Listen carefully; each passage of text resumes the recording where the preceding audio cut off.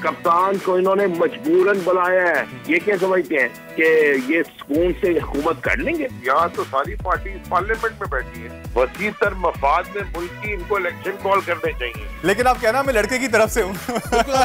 हम लोग जिस तरह से डिजाइन किए गए थे, human interaction face to face हमें करना था, बट अब वो एक फोन की शक्ल इख्तियार कर गया है। मुझे पता है कि एक कैडेट कॉलेज में और एक आम कॉलेज में क्या फर्क होता है।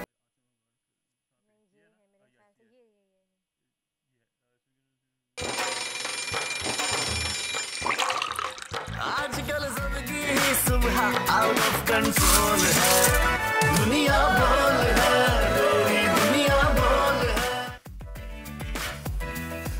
अस्सलाम वालेकुम, वेलकम टू बोल दुनिया बोल है। मैं हूं Mohammad Kamran and very good morning. मेरे साथ मौजूद हैं What does Shoaib and a very good morning to you too, Kamran. क्या बात है, आज आप बहुत चार्ज लग रहे हैं। सुबह उठने की बात ही अलग होती है वैसे, नहीं? कॉफी पीने के बाद ना वैसे भी आप जाग जाते हैं। और दूसरी बात यह है कि जब से सुबह का आप उठना शुरू करते हैं, वैसे मेरी रूटीन में शाम को उठना होता है, लेकिन जब से मैं सुबह को उठना शुरू किया है तो आपकी वैसे ही जो आगे का दिन है ना बहुत चार्ज अब गुजरता है। एग्जैक्टली ये है, इसलिए कहते हैं कि सुबह सवेरे उठना चाहिए, कि सुबह की ताज़ी हवा, ठंडी हवा और सुबह का जब ये सूरज तुलू होने का जो एक मंजर होता है बहुत ही खूबसूरत होता है। ऐसे ही, बिल्कुल और वाकई गर्मा गर्म कॉफी जब दिन जो है ना वो बहुत बढ़ जाता है।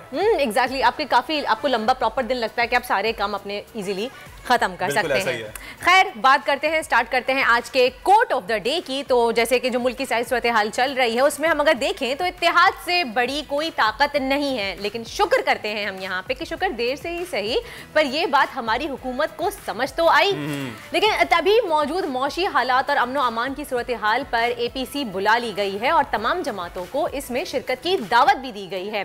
खान साहब भी मदऊ किए गए हैं, उनको भी कहा गया है कि जी आप भी आइएगा। लेकिन सवाल यहाँ पे ये उठता है कामरान के सबको बुलाकर साथ बिठा लेना क्या काफी है? क्योंकि मुझे लगता है जब तक आप एतमाद नहीं जीतते किसी का, तब तक साथ बुला के बिठा लेना काफी नहीं होगा। लेकिन हुकूमत की सियासी इंतकामी कार्रवाइयां जो चल रही हैं उसके दौरान अगर एतमाद हासिल करने की कोशिश की जाए तो मुझे नहीं लगता कि एतमाद हासिल करना इतना मुश्किल होगा, जबकि रियासत का चौथा सुतून अगर हम जिसकी बात करें मीडिया वो भी इनसे नाराज है। बिल्कुल ऐसा ही है। हमारे बोल के एंकर पर्सन इमरान रियाज, उनको FIA की जानिब से गिरफ्तार किया गया है और आज़ादी सहाफत पर शब खून मारने की कोशिश की गई है।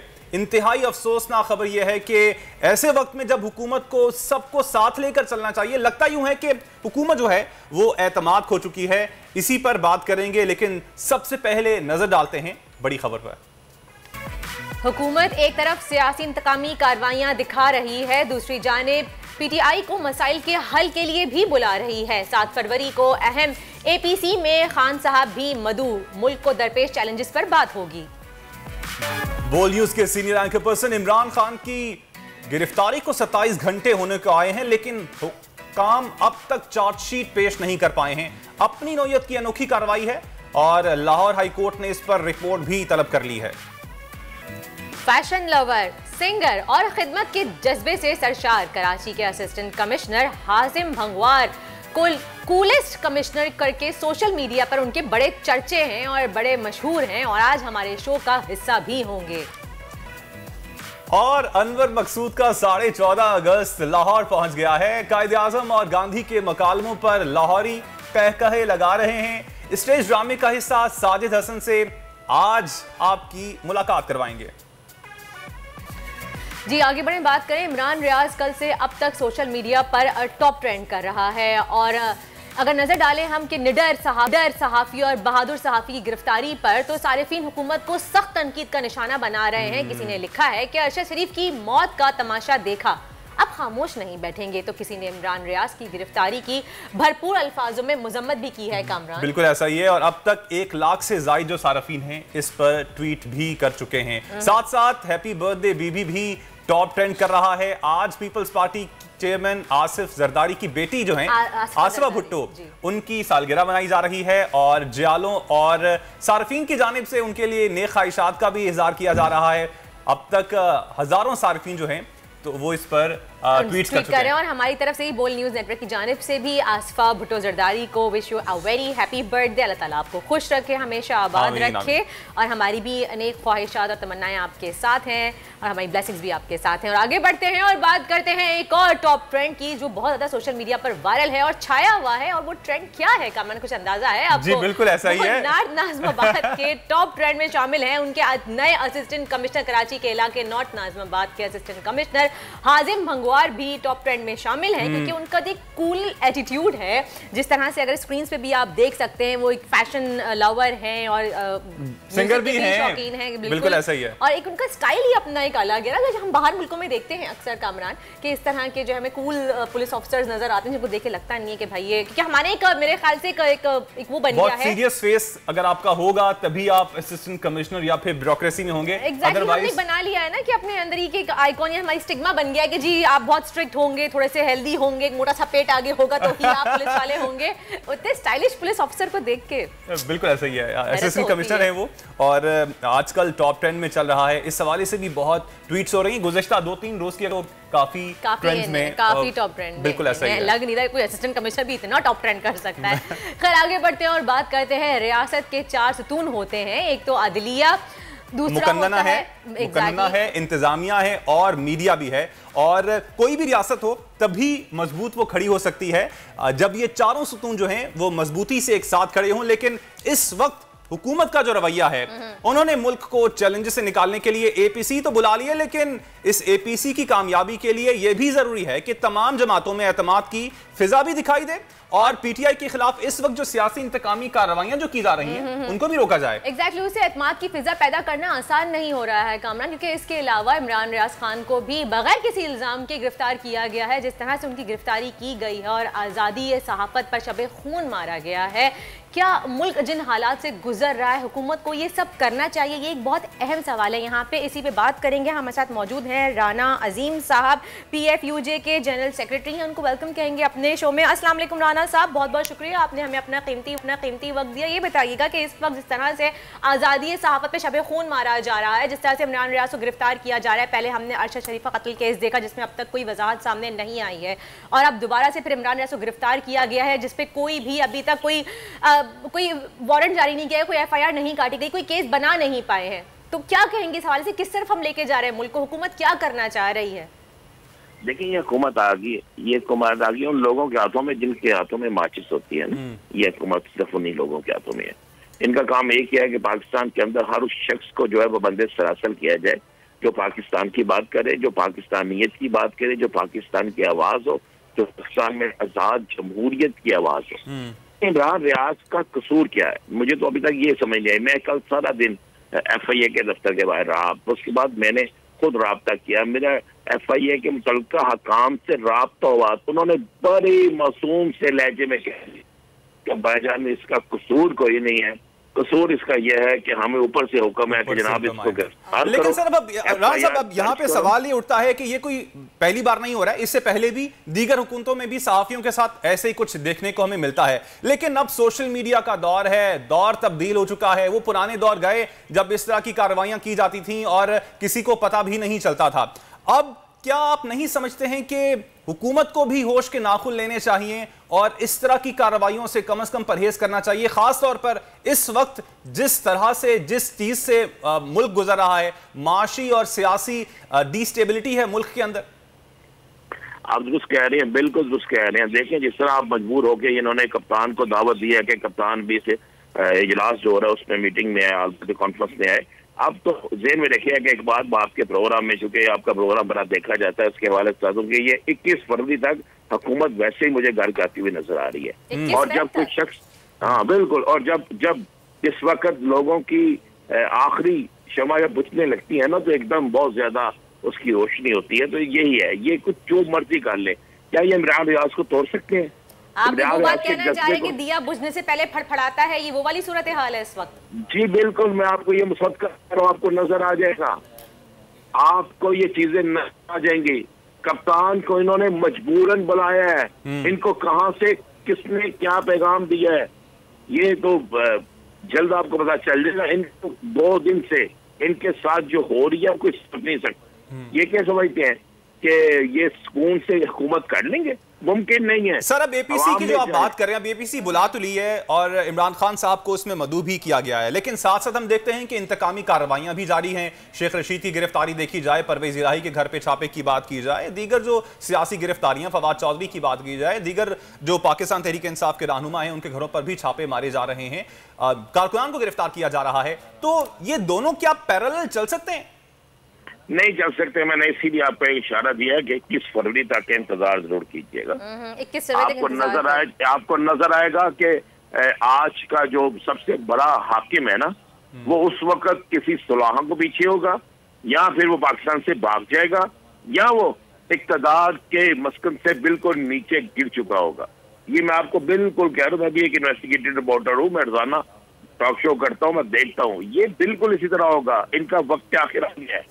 इमरान रियाज की गिरफ्तारी एक बहुत बड़ा सवालिया निशान है जिस तरह से गिरफ्तार किया गया है इमरान रियाज खान को, क्योंकि उनका कसूर सिर्फ इतना है। आपने राना अजीम साहब ये बात फरमाया कि बहुत मासूमियत से कहा गया कि उनका कोई कसूर नहीं, उनका कसूर सिर्फ इतना है कि वो हक और सच का साथ देते हैं और सच्ची और खरी बात बोलते हैं, जो किसी को शायद बर्दाश्त नहीं होती है। बहुत बहुत शुक्रिया। राना अजीम साहब हमारे साथ मौजूद थे, PFGUJ के जनरल थे, और उन्होंने वाजे कर दिया और उन्होंने एक अहम बात कही है कामरानी, बहुत एक अहम बात है कि उन्होंने कहा कि 21 फेब तक ये हुकूमत जो है वो आप वेट कीजिए, कुछ ना कुछ सामने हमारे आने वाला है। बिल्कुल ऐसा ही है, बिल्कुल ऐसे जिस तरह से मुल्क माशी और सियासी अदम इस्तेहकाम से गुजर रहा है, बहुत ही कोई स्ट्रॉन्ग स्टेप्स लेने की जरूरत है इस हुकूमत को। अली ज़ैदी साहब, पाकिस्तान तहरीक इंसाफ के रहनुमा जो हैं, वो इस वक्त हमारे साथ मौजूद हैं। बहुत शुक्रिया अली ज़ैदी साहब आपके वक्त का। अली ज़ैदी साहब, अब इससे पहले भी हम यही बात कर रहे थे, APC तो बुला ली है मौजूदा हुकूमत ने, PDM की हुकूमत ने, लेकिन साथ साथ हम देखते हैं मदऊ करने के साथ साथ यही हुकूमत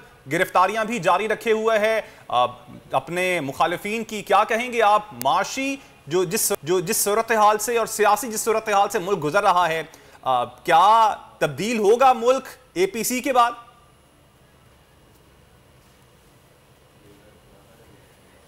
अली ज़ैदी साहब, क्या हमें सुन सकते हैं? जी, आपको मेरी आवाज आ रही है?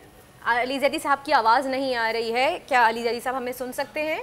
जी, मुझे आपकी आवाज़ आ रही है। आपको मेरी आवाज़ आ रही है? जी, अब आ रही है। जी ज़ैदी साहब, देखिए, ये जो APC है ना ड्रामा, APC होती है जब आप हुकूमत के बाहर हो और कोई शायद कोई डिक्टेटरशिप हो। यहाँ तो सारी पार्टी पार्लियामेंट में बैठी है, तो APC की क्या आदत है? पार्लियामेंट में डिस्कशन होनी चाहिए ना। सही। ये APC, ये 13 जमातें तो बैठी हुई हैं अंदर पार्लियामेंट के अंदर। APC क्या होती है? तो रोज मिलते हैं आपस में। ये तो सिर्फ इमरान खान को लोअर करने के लिए, तहरीक इंसाफ को बुलाने के लिए। हमसे उन्होंने बात करनी, हमसे इलेक्शन की डेट की बात करें, हम बात करने तैयार है। बाकी सब ड्रामा है। तो क्या आप लोग शिरकत करेंगे इस APC में? मेरा अपना जाती ख्याल है, अब इस पर डिस्कशन कोई शिरकत नहीं करेगा। कोई भी शिरकत नहीं करेगा। अच्छा, वजह क्या है इसकी शिरकत ना करने की? क्योंकि एक तो कहा जा रहा है कि आपको बुला रहे हैं मधु का, दूसरी बात है कि IMF के दबाव की वजह से ये बुलाया जा रहा है। सर, पार्लियामेंट के अंदर जो आप बात कर रहे हैं, अब यहाँ पे सवाल ही उठता है कि पाकिस्तान तहरीक इंसाफ के बेशतर रहनुमा जो हैं वो इस वक्त इस्तीफे उनके मंजूर हो चुके हैं, वो पार्लियामेंट में कैसे जाएंगे? दूसरी बात यह है कि अब APC अगर मुनक्किद की जा रही है, खासतौर पर जो मौजूदा सूरत हाल जो है पाकिस्तान की, तो वसी तर मफाद में मुल्क के क्या शिरकत करनी नहीं चाहिए? वसी तर मफाद में मुल्क की इनको इलेक्शन कॉल करने चाहिए। वसी तर मफाद में ये पार्लियामेंट में ये बैठे हुए हैं, ये इलेक्शन कॉल करें। हमारी भी APC शिरकत कर रहे थे हम, यानी कि पूरे मुल्क की सियासत इस वक्त हमारे खिलाफ भी घूम रही है। इसका मतलब है कि एक्सेप्टेंस है कि अगर हम शिरकत नहीं करेंगे तो काम नहीं होगा। हाँ, बाकी तो सब बैठे हुए ना वहाँ। ज़ैदी साहब, मैं ये आपसे सवाल करना चाह रही थी कि ये जो APC बुलाई जा रही है, इसमें मदऊ किया गया है खान साहब को, तो क्या ये IMF का दबाव की वजह से किया जा रहा है? क्योंकि IMF से कोई बात बनती हुई अभी तक नजर नहीं आ रही। उन्होंने साफ कह दिया है कि जी ऑपोजिशन की जानिब से कोई भी खड़ा नहीं हो रहा है, कोई बात नहीं कर पाए, तो हम कैसे ये जो अब पूरी एक मीटिंग चल रही है IMF की, उस पर हम बात कर सकें? तो क्या यही एक वजह है कि उनको प्रेशर दिया गया जिसकी वजह से उनके पास ये मजबूरी के अलावा कोई रास्ता नहीं है बुलाने का? देखिए, IMF का भी तमाशा जो है वो यही है कि IMF को भी तो नजर आ रहा है ना कि इनके पास पब्लिक मैंडेट तो है नहीं। देखिए, जो भी international donor agency, investment fund, सारी स्टेबिलिटी देखते हैं।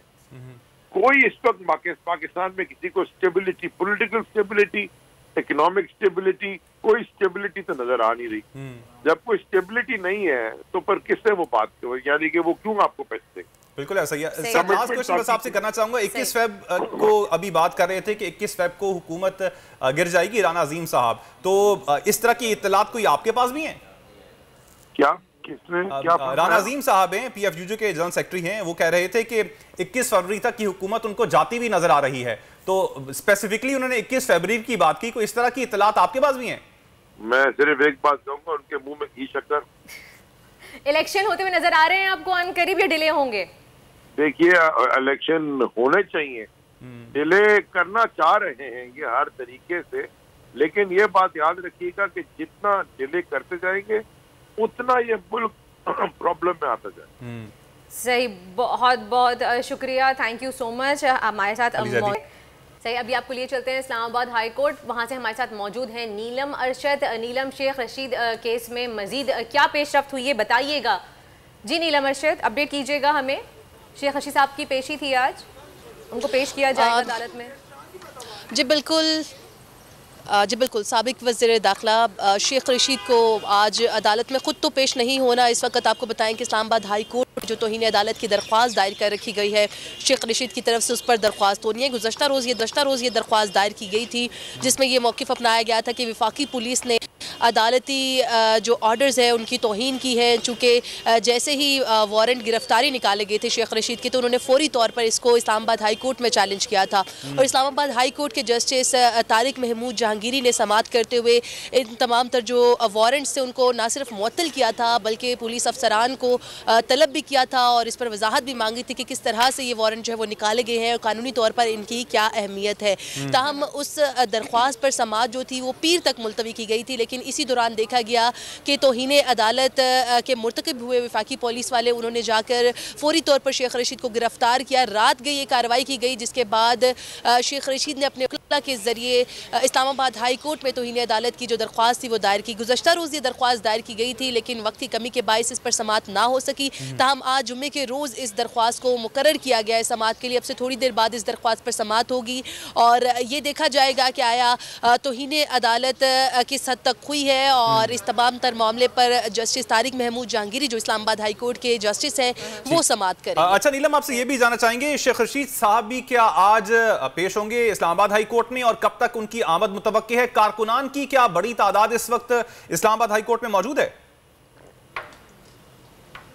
देखें जी, गुज़श्ता रोज़ देखा गया कि 2 रोज़ा जो जिस्मानी रिमांड है वो मंजूर किया गया था शेख रशीद का, तो इस वक्त वो अदालत में पेश नहीं होंगे। अलबत्ता उनके जो वकला हैं वो इस्लामाबाद हाई कोर्ट में पेश होंगे। उनको तो रिमांड पे भेज दिया गया, लेकिन अब उनके जो वकला हैं इस दरख्वास्त की पैरवी करेंगे। कोशिश की जाएगी कि जो तौहीन अदालत की कार्रवाई है उसकी जो इस्तदा की गई है उसे मंजूर करवाया जाए, क्योंकि ये भी देखा गया है कि इस तमाम तर मामले पर इस्लामाबाद हाई कोर्ट की तरफ से जो वारंट गिरफ्तारी थे उनको मुअत्तल किया गया था, और यहाँ पर जो जस्टिस तारिक महमूद जहांगीरी उन्होंने वाज़े तौर पे कहा था कि ये वारंट जो है वो मुअत्तल किए जाते हैं, और मुअत्तल करने के बावजूद वफाकी पुलिस ने रात बहुत बहुत शुक्रिया हमें अपडेट करने के लिए। हम गाहे बगाहे आपको कहेंगे जैसे ही शेख रशीद की समाअत से कोई भी लेटेस्ट अपडेट हमें मिलेगी। बिल्कुल ऐसा ही है। गुज़श्ता रोज हमने सोशल मीडिया पर एक वीडियो भी देखी, उसमें एक DSP साहब थे, और DSP साहब एक खातून के साथ मौजूद थे, और खातून जो हैं वो उनसे पहले बदतमीजी करती हैं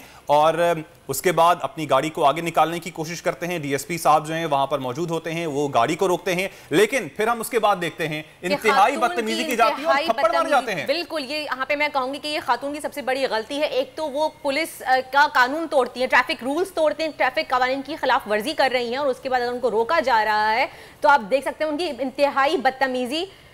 ये देखिए, इस बारे में हम मजीद आगे बात भी करेंगे। DSP इश्तियाक हुसैन हमारे साथ मौजूद होंगे। अभी हम लेंगे एक ब्रेक, और ब्रेक से जब वापस आएंगे तो उसके बाद हम इस हवाले से बात करेंगे। हमारे साथ रहिएगा।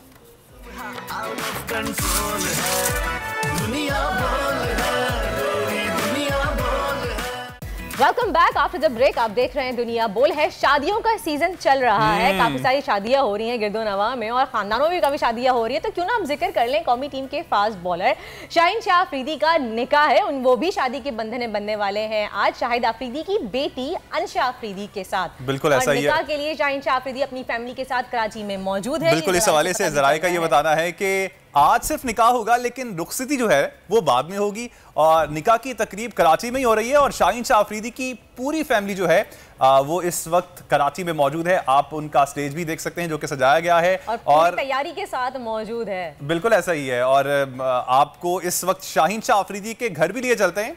हमारे जो नुमाइंदे हैं वो इस वक्त वहां पर मौजूद है। मोहम्मद काशान। काशान जी बताइएगा कहां तक तैयारियां पहुंची हैं निकाह की? काशान या तो शायद तैयारियों में खो गए हैं, देना चाहिए। अच्छा, मेरा सवाल वहीं का वहीं खड़ा है। मैं पूछ रही थी कामरान आपसे कि आपने कभी द मोस्ट हैंडसम ससुर देखा है? अब शाहिद अफरीदी की बात करिए। जाहिर सी बात है, हम स्क्रीन पे देखें कहां से शाहिद अफरीदी शाहीन शाह अफरीदी के ससुर लग रहे हैं, ये मुझे बताएं। मैं यहाँ साथ लग रहे हैं कि उनके साथ बड़े भाई खड़े हुए। बिल्कुल ऐसा ही है। बड़े भाई भी ना कहें शायद। उमर चोर का सुना ना, उमर चोर जो उमर चोर चुरा लेते हैं। The most handsome and fit ससुर इन द वर्ल्ड, मैं कह सकती हूँ ये बात। बिल्कुल ऐसा ही है और लगता भी नहीं है कि उन्होंने। अच्छा जी, काशान दोबारा से आ गए हमारे साथ। जी काशान बताइएगा, आप क्या आप भी निकाह की तैयारियों में इतने खो गए हैं, ये कनेक्शन नहीं हो पा रहा, आपसे राब्ता नहीं हो पा रहा, आप सुन रहे हैं हमें, तो बताइएगा कि तैयारियां कहां तक पहुंची है निकाह की, क्या अपडेट्स हैं आपके पास?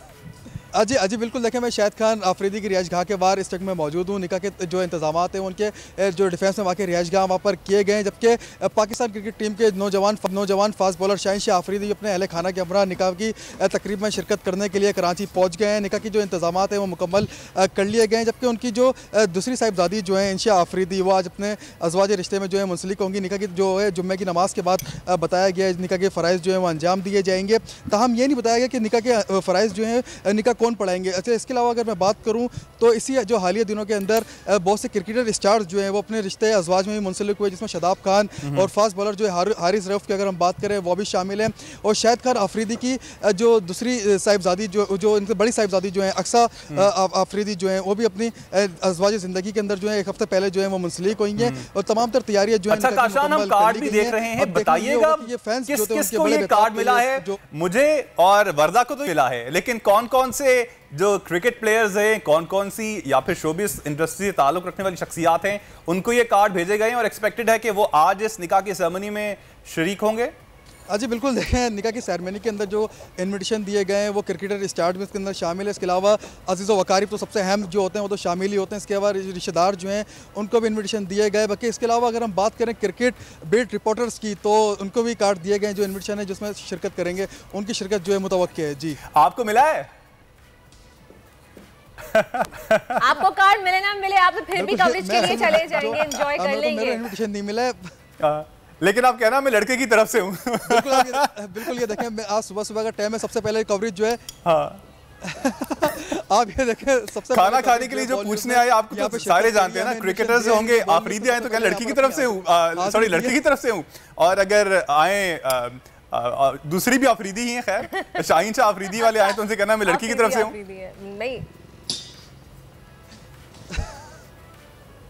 दोनों की तरफ से शिरकत करिए सर, दोनों की तरफ से शिरकत करिए यहाँ पे आज सुबह ही सुबह। चले, मुझे उनकी आवाज़ नहीं आ रही है, आपको आ रही है कामरान, तो आप कंटिन्यू करें प्लीज, ये मुझे शायद आवाज़ नहीं आ रही है। ओके काशान, मुझे ये बताओ कि अब जुमे के बाद जो है प्रॉपर सेरेमनी का आगाज होगा, स्टेज भी सजाया गया है, क्या घर के अंदर ही ये सारी सेरेमनी होगी या फिर घर के बाहर जो है स्टेज सजाया गया है?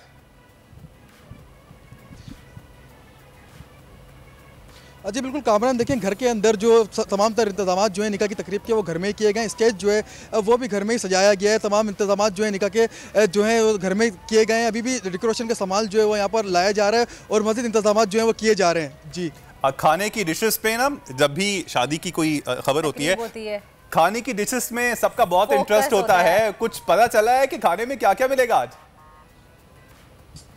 ये तो आप अनाउंस कर रहे हैं, जो भी नहीं जाना चाह रहा वो भी चला जाएगा। बिल्कुल देखें, अभी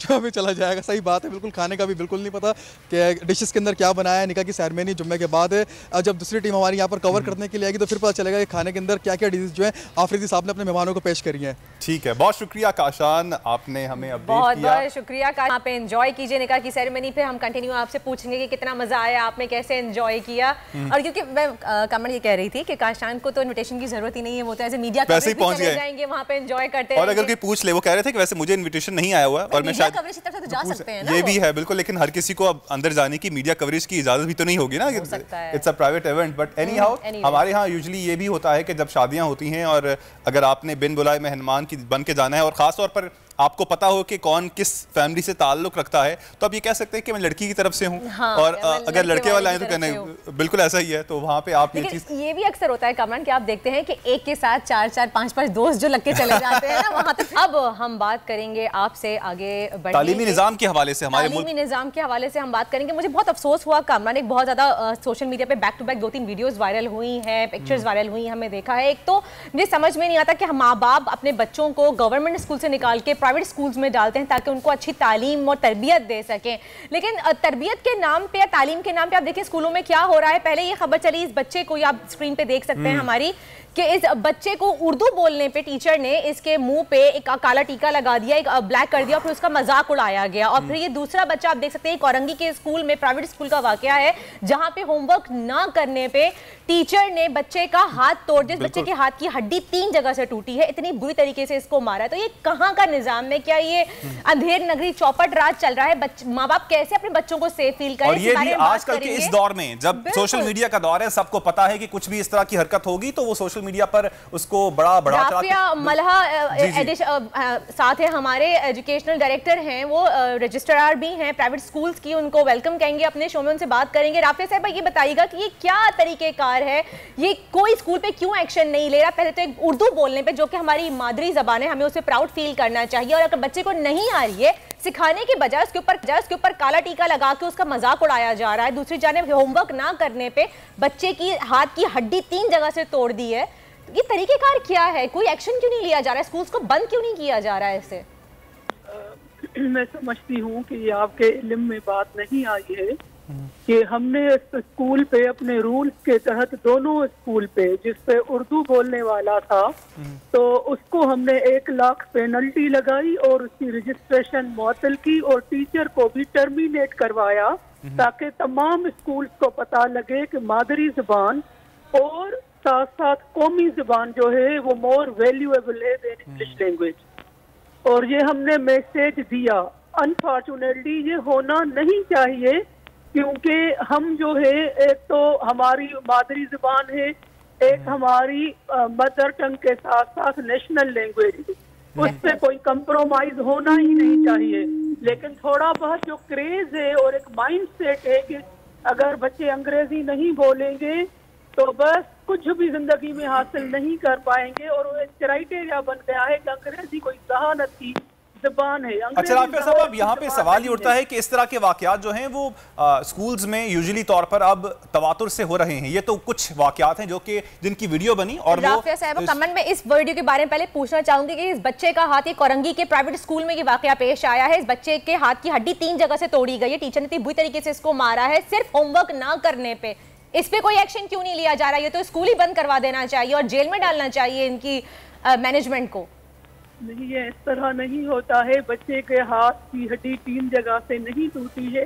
कॉर्पोरल पनिशमेंट, जिस्मानी तशद्दुद जो बच्चों पे होता है, वो हमारा जो रजिस्ट्रेशन का हम सर्टिफिकेट देते हैं उसमें भी लिखा हुआ है कि मना है और उसकी सख्त सजा है। और हमने जो अपने रूल्स के तहत इस स्कूल को भी मुअत्तल किया, टीचर को भी वहाँ से जॉब खत्म करवाई और 25,000 जुर्माना उस पर भी रखा। और क्या 25,000 जुर्माना काफी है? जो बच्चे के एक मेंटली टॉर्चर या ट्रॉमा से बच्चा गुजरा है, आगे स्कूल में जाते हुए बच्चा डरेगा और लाइफ टाइम उसके लिए प्रॉब्लम बन गई है उसका हाथ। आप सवाल पे सवाल पूछती जा रही है। तो मैडम आप ये बात कह रही है ना राफिया साहिबा कि 25,000 जुर्माना, तो मैं आपसे पूछना चाह रही हूँ क्या ये काफी है?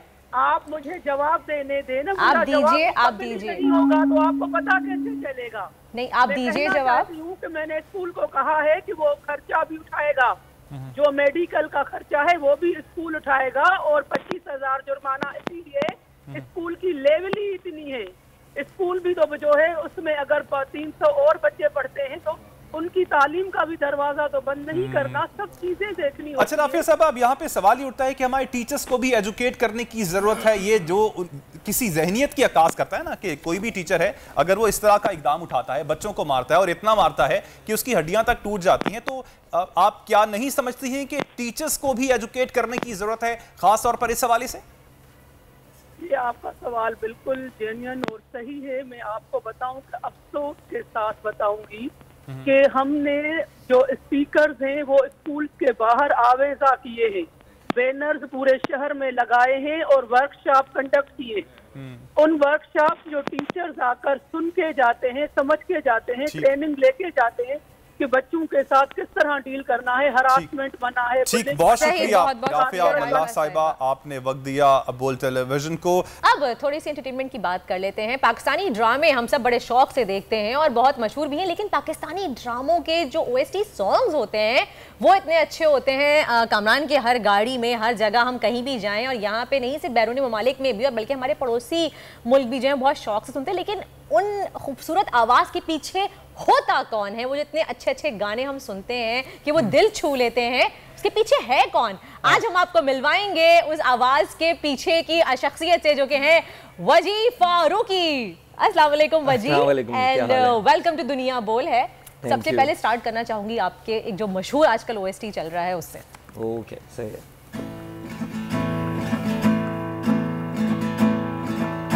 तू मिल गई तो लगा जैसे कितनी बेरूठी जिंदगी, पल पल खुदा से तेरा इश्क मांगा, दुआ क्यों हुई अनसुनी, हमने बांधा है तेरे इश्क में हैरान में जुनू, हम भी देखेंगे तमाशा तेरी लैलाई का, हो के रूपोश तेरी नजरों के सदके ये जावार दूंगा, तू जो कहे तो अपना जहावार दूंगा। मैंने मौला से तेरी मेरी दुनिया है मांगी, वो जो लिख दे तो उसको ही हक मान लूंगा।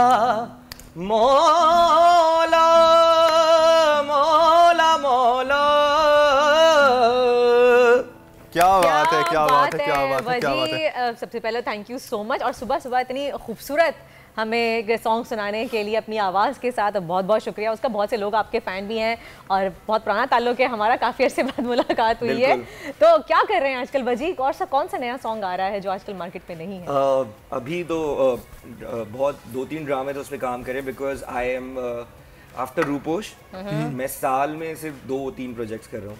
क्यों? अच्छा, बिकॉज एक गाना, अच्छा गाना बनाने में 3-4 महीने लगते हैं, थॉट प्रोसेस लगता है, आप सोच, क्योंकि पाकिस्तान में आशिक बहुत हैं। ठीक है, तो और उनके आशिकी माशूकी के वाले गाने ही पसंद है उनको। तो जब रूपोश बना था तो सोचा नहीं था कि ये 100 मिलियन हो जाएगा, बिकॉज जो टेलीफिल्म है उसने भी रिकॉर्ड तोड़ दिया, 204 मिलियन हिस्ट्री ऑफ पाकिस्तान में। तो वो थी सारी ये मोहब्बत पे।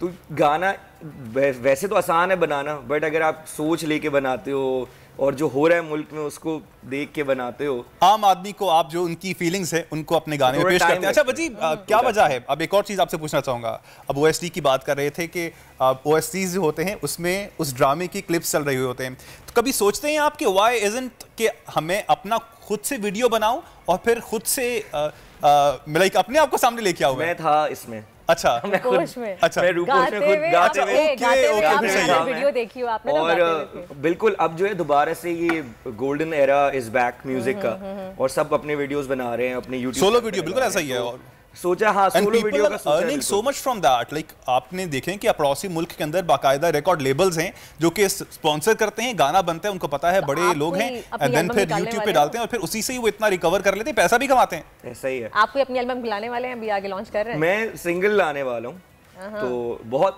बहुत सारी चीजें, ऑब्वियसली एक गाना आपका चल जाता है तो बहुत सारी चीजें होती हैं। तो हमारा मेन मीडियम तो ड्रामा है आज की इंडस्ट्री में, लेकिन जो सिंगल्स हैं वो भी मैं चैनल के ऊपर काम किया हुआ है, तो इस साल 2-3 सिंगल्स इंशाल्लाह आएंगे अपने चैनल पे। अच्छा, वैसे अगर OST गाना आसान है या फिर लाइक गाना एक अलग से बात है, फिर उस गाने को आवाम तक पहुंचाना एक अलग से बात है, तो डू यू फील के OST is easy way out या फिर दोनों में आपको टाइम उतना ही लगता है?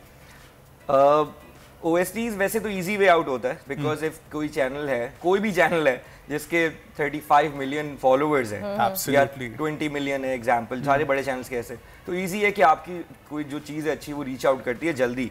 बट अभी ना लोग लाइक मैं आपको अपनी बात बताऊं, मैं वैसे ड्रामास नहीं देखता हूं, ये गाना मैंने सुना हुआ है, मैंने देखा नहीं है और मैंने सुना हुआ है, आई कैन रिलेट टू। जब also this song, sorry to cut you off, but also this song is 600 million on TikTok. TikTok पे ज्यादा है, 600 मिलियन है। अच्छा, चल रहा होता है हर जगह, बजते हुए सुन रहे होते हैं। वो लोग जो है ना अपना वो वीडियो बना रहे होते हैं, छोटे छोटे शॉर्ट्स बना रहे हैं, तो बिल्कुल ऐसा है आजकल। तो ऐसा ही है कि कुछ मतलब यंग बच्चे जो हैं, जो कजन्स हैं, वो छोटे, वो ऐसा बोलते हैं कि ये होके रूपोश भी आपका है और तेरी नजरों के सत्य भी आपका है, लेकिन दोनों चीजें एक ही गाने की है, आपसे सुनूंगी मैं, एक ही गाने में है।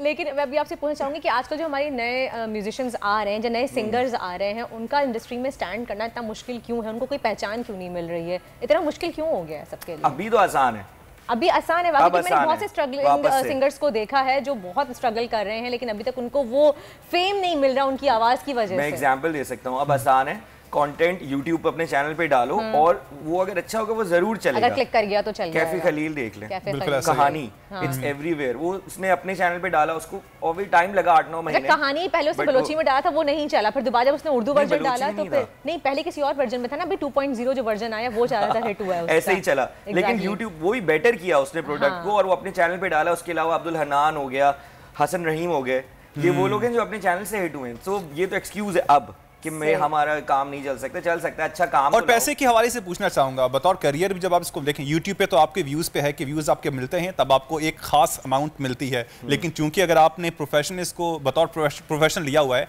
आपको कॉन्सर्ट्स की जरूरत है। पाकिस्तान में उस तरह से कॉन्सर्ट्स नहीं हो रहे हैं, नहीं अब लाइक नहीं प्राइवेट नहीं, माय पॉइंट इज दैट कि उस लेवल के जिस तरह पहले होते, लाइक आतिफ असलम होता था यहाँ पे, सब कुछ जैम पैक्ड होता था, लेकिन अब उस तरह से उस लेवल पे। मैं सही बता रहा हूँ आपको, ये पता नहीं क्यों हम डिफर कर रहे हैं चीजों पे। अच्छा, बट हाँ, मुझे लगता है आप ऑब्वियसली बिजी चल रहे हैं, और जो म्यूजिक सीन है ना वापस आया है। अच्छा, तो 1 साल लगेगा और उसको स्प्रेड होने में। अब नॉर्मल कॉन्सर्ट में आराम से 5 से 6 हज़ार लोग आते हैं। और मैं यहाँ मेंशन करना चाहूंगी कि अगर वजी फारूकी को कोई सुनना चाह रहा है तो वजी का कॉन्सर्ट होने वाला है संडे को। वजी प्लीज डिटेल्स बता दें आप, बता देना। हाँ बिल्कुल, वो जरूरी है। जी जरूरी है। संडे को अली जफर का और मेरा कॉन्सर्ट है नया नाजाबाद में, UJ enterprises and super group ने वो like they have organised it, and Ziauddin जो है वो सब आर्टिस्ट। और टिकट कहाँ से ले सकते हैं?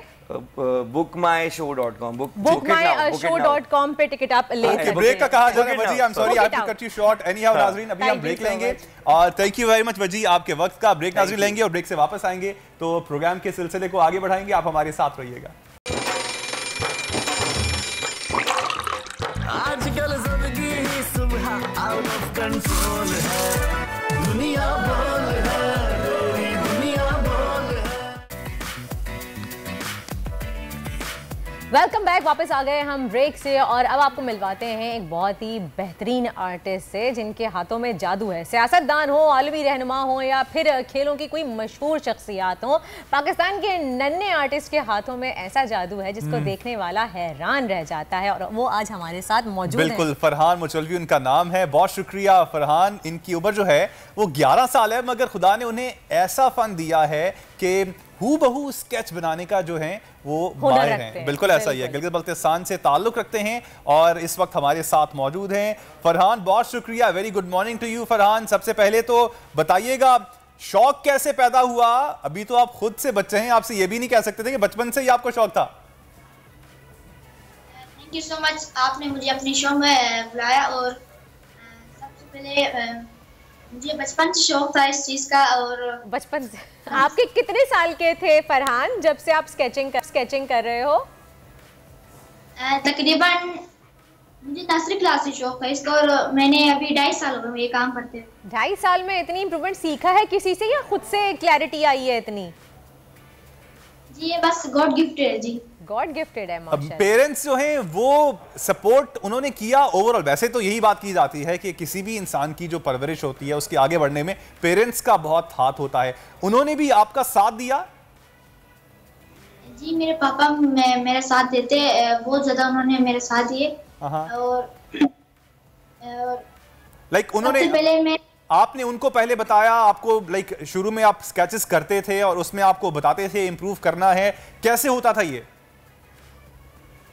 जी सबसे पहले मैं वैसे आम स्केच बनाते रहता था, मुझे बहुत शौक था इसका। पापा कहते थे कि तुम पढ़ाई करो, ये क्या चीज बना। तो उस दिन जब मैं ट्यूशन जा रहा था, माउंटेनियर मोहम्मद अली सतपारा, उनका मैंने वैसे पेंसिल स्केच बनाया। तो ट्यूशन टीचर ने मुझे पापा को बताया कि आपके बच्चे में बड़ा टैलेंट है, आप इसको सामने लाए। तो वहीं से मेरे पापा ने मेरे साथ दिया मेरा, और फेसबुक पेज खोला, फिर उसका नाम रखा फरहान मचलवी आर्ट्स। और वही से मेरे फरहान, आपकी फैमिली में आपके अलावा कोई और स्केचिंग करता है या सिर्फ आप ही करते हैं? जी मैं ही करता हूँ जी, सिर्फ आप ही करते हैं। और बड़े होके क्या बनना है? आर्टिस्ट ही बनना है या कुछ और? जी बड़े के बस इसी को साथ ले जाऊंगा पढ़ाई के साथ साथ, तो इंशाल्लाह मैं अपने मुल्क का नाम रोशन करूंगा। ठीक है। अच्छा फरहान, अब स्केचेस के हवाले से बताइएगा, कौन कौन सी अहम शख्सियात हैं जिनके आप स्केचेस बना चुके हैं? इमरान खान के स्केच भी हमने देखे, अरशद शरीफ मरहूम के भी स्केच हमने देखा, और कौन कौन सी बैनुल-अक़वामी शख्सियत है जिनके आपने, इवन जो हमारी मुल्क की शख्सियात है जिनके आपने स्केचेस बनाए हैं? मैंने क्रिकेटर शुएब अख्तर साहब और मोहम्मद अली रिजवान, बाबर आजम, मौलाना तरीक़ जमील, डॉक्टर ज़ुल्फ़िकार काज़मी और बहुत ऐसे शख्सियत का मैंने स्केच बनाया है। सबसे मुश्किल किसका स्केच बनाना लगा फरहान? जी सबसे मुश्किल तो इमरान खान साहब का ही। खान साहब का लगा? खान साहब क्यों सबसे मुश्किल क्यों लगा खान साहब का बनाना? खान साहब किसी की समझ में नहीं आते। क्योंकि मैंने पहली बार उनका बहुत बड़ा स्केच बनाया था, तो इसलिए मुझे कम से कम 1 हफ्ते लगे उनको बनाने के लिए। 1 हफ्ता मैं चाह रही थी। अच्छा, वैसे ये भी पूछना चाहूंगा कि वैसे यूजुअली टाइम कितना लगता है एक स्केच को बनाने में? जी आप क्या कह रहे हैं? फरहान, एक स्केच जब आप बनाते हैं तो टाइम यूजुअली कितना लगता है उसको बनाने में? वैसे आम A4 चार्ट जब मैं स्केच बनाता तब तकरीबन 5 घंटे लग जाते। अच्छा। और बड़े 1 हफ्ता लग जाता। अच्छा, मेरा स्केच कितने दिन में बना के भेजोगे? आप स्केच तुम्हें 5 घंटे में बना दूंगा। 5 घंटे में? चलो मैं वेट करूंगी और 5 घंटे बाद में तुम्हें फिर कांटेक्ट करूंगी। बस लास्ट क्वेश्चन। जी बिल्कुल ऐसा ही है। अच्छा फरहान, लास्ट क्वेश्चन आपसे करना चाहूंगा, मुझे बताओ यार, जो आपके आपकी साथ की उम्र के बच्चे हैं, आपको देख के यकीनन इंस्पायर भी हो रहे होंगे, क्या मशवरा देना चाहोगे उनको? अगर उनका भी शौक है तो वो क्या करें कि आपकी तरह जो है वो स्केचिंग करना सीख जाएं? जी मैं इनको बस यही कहना चाहूंगा कि आप लोग पढ़ाई पे ज्यादा ध्यान दें और ज्यादातर टाइम वेस्ट ना करें, और आपके अंदर जो टैलेंट है उसको पूरी दुनिया के सामने ला के शो करें। सही, thank you so much Farhan, बहुत बहुत शुक्रिया बेटा। हमारी दुआएं हैं कि आप करें और आपका ये शौक आगे बढ़ता रहे और आपके हाथ में और सफाई और ये आपका एक बहुत अच्छा सा हुनर बने, क्योंकि हमारे पाकिस्तान के बच्चे जब इस तरह से गॉड गिफ्टेड होते हैं और इतने बनते हैं तो ये बहुत बड़ी अमेजिंग बात है। उसके हाथ में क्लैरिटी आप देखते हैं कामरान, जो हमने स्क्रीन पे देखे, माशाल्लाह बहुत छोटी उम्र में इतनी क्लैरिटी आना ही वाकई गॉड गिफ्टेड है। He is going to go places इंशाल्लाह। तो आगे बढ़ते हैं, बात करते हैं कुछ सोशल मीडिया के दौर की। बहुत से लोग कहते हैं कि सोशल मीडिया के दौर ने हमें बिगाड़ दिया है, कुछ लोग कहते हैं हमारी सहूलियत पैदा करती हैं। अगर 10 साल पहले की हम बात करें, हम अपने स्कूल कॉलेजेस में दुनिया के बारे में पढ़ते थे, ग्लोबल विलेज में तब्दील हो जाएगी, ये हम पढ़ा करते थे। अब हमें अंदाजा भी नहीं था कि दुनिया ग्लोबल विलेज बन जाएगी, मगर हम अपनी पर्सनल जिंदगी का चिराग शायद खुद ही बुझा देते हैं। हम लोगों से मिलना छोड़ देते हैं, हम एक मोबाइल फोन की स्क्रीन पे बैठ जाते हैं, बिल्कुल आस पास कौन बैठा है हमें कोई फर्क ही नहीं पड़ता उससे। बिल्कुल, बल्कि जब यूजुअली इंटरनेट चला जाता है, इंटरनेट डाउन हो जाता है, बिजली चली जाती है, तब हम यूजुअली ये बात करते हैं कि यार आज अपने घर वालों से मुलाकात हुई, अच्छे आदमी थे, अच्छे लोग हैं वो भी, अच्छे लोग थे यार, ये लगता है कि इस वक्त सांस नहीं आ रही, बिल्कुल ऐसा लगता है कि ऑक्सीजन सिलेंडर हमारा बंद कर दिया है। आपके साथ इतना अटैच हो चुका है कि अगर आपका फोन आपके साथ मौजूद नहीं होता है तो आपको लगता है कि शायद कोई आपकी बॉडी का कोई इंपॉर्टेंट पार्ट है जो कि मिसिंग है, मिसिंग हो गया है। ये एक साइकोलॉजिकल इशू हो गया है हमारे। इसी बारे में मजीद बात करेंगे। हमारे साथ हमारी गेस्ट भी मौजूद हैं, इनको वेलकम कहेंगे अपने शो में। अस्सलाम वालेकुम। डॉक्टर इल्मा शेख है हमारे साथ और इनको वेलकम कहेंगे। अस्सलाम वालेकुम इल्मा, थैंक यू सो मच, आपने हमें अपना कीमती वक्त दिया। अभी हमारी गुफ्तगू तो आपने स्टार्ट में सुनी होगी कि ये एक प्रॉब्लम बन गई है। आपके हाथ में भी इस वक्त फोन ऑन है, आप भी फोन हाथ में लेके बैठी हुई हैं। ये क्या चक्कर है? क्योंकि पहले तो हम लोगों से मिलते जुलते थे और अच्छा, एक पहले कहा भी जाता कि जब आप किसी से गले मिलते हैं, उनका हाथ पकड़ के उनके साथ बैठे तो आपके अंदर एक एहसास डेवलप होते हैं। अभी हमसे व्हाट्सएप पे पूछ लिया, हाय कैसे हो, अच्छा हो ये हो गया, अफसोस कर लिया, तो फीलिंग्स नेचुरल जो एक कुर्बत बॉन्डिंग है वो अब नहीं रही है, चाहे वो फैमिली मेंबर्स हो आपकी। बिल्कुल वजह क्या है? देखो जैसे आपने सही बात की, जैसे ह्यूमन बिहेवियर एक है, हम लोग सोशली वायर्ड है, वी आर सोशल एनिमल्स, हमें सोशल इंटरेक्शन बहुत ज़्यादा ज़रूरी है। अब हमने वो चीज़ें वाइल सोशल मीडिया हमने वो कम्प्लीटली चेंज कर दी। The way we were designed, हम लोग जिस तरह से डिज़ाइन किए गए थे human interaction face to face हमें करना था, बट अब वो एक फ़ोन की शक्ल इख्तियार कर गया है। तो अब हमारी काफ़ी चीज़ें एक्सचेंज नहीं हो पाती हैं। फॉर एग्जांपल अगर हम वाया टेक्स्ट बात कर रहे हैं या ईमेल बात कर रहे हैं, एनी सोशल मीडिया प्लेटफॉर्म, तो काफ़ी हम लोग गेज नहीं कर पाते चीज़ें। फॉर एग्जांपल उनके जेस्चर्स, उनके बॉडीली पोस्चर्स या अपीयरेंसेस हमें नहीं पता होता। इसको चेंज कैसे किया जाए? अब क्या जाए? अब जिस तरह के मैंने बात भी की इंट्रो में भी कि ऐसे ये फोन जो है वो हमारी बॉडी का कोई पार्ट बन चुका है। जिस तरह हम अपने हाथ के बिना जाएंगे तो हमें फील होगा हाथ हमारे साथ मौजूद नहीं है। It's more of like that कि फोन आपके साथ मौजूद नहीं है तो हम वी कांट गो आउट। हाँ, that's an integral part of our lives because हम अब इसको रिमूव भी नहीं कर सकते। Unfortunately that's true. लेकिन हम हमेशा बच्चों को जिम्मेदार ठहराते हैं कि उनका स्क्रीन टाइम बढ़ गया, उनसे कैसे लिया जाए, उनके लिए आईज डैमेज करता है, उनकी मेंटल हेल्थ डैमेज करता है। लेकिन क्या ये बड़ों को कैसे रोके? हम अपना स्क्रीन टाइम कैसे बदले? क्योंकि वो भी तो एक हमारी ह्यूमन साइकिल को डैमेज कर रहा है। इज इट करेक्ट और नॉट? Yes correct. हम लोग बिल्कुल हम लोग ब्लेम कर रहे होते हैं चिल्ड्रन के साथ। हमारी खुद की बैड पेरेंटिंग कुछ होती है कि बड़े के वो जो बच्चे हैं वो इंटरेक्शन सही नहीं कर पाते। तो आजकल की जनरेशन का ऐसी ही है मामला, बट एडल्ट्स खुद एट देयर ओन एंड वो भी ये चीज़ कर रहे होते हैं। सो अब हमें ये समझने की ज़रूरत है कि इसकी वजह से काफ़ी साइकोलॉजिकल इश्यूज आ रहे हैं। जैसे बिकॉज हम लोग बहुत ज़्यादा सेल्फ सेंटर्ड हो जाते हैं। हम लोग अपने आप को पोर्ट्रे ऐसे करते हैं on the phones and text messages कि हमारी एक सेल्फ फुलफिलिंग प्रोफेसी हो जाए कि हम अच्छे दिखें दूसरे पर्सन को। तो हमारी काफ़ी चीज़ें वो मिसअंडरस्टूड होती हैं, वो हम लोग कम्युनिकेट सही नहीं कर पाते वो चीज़ें।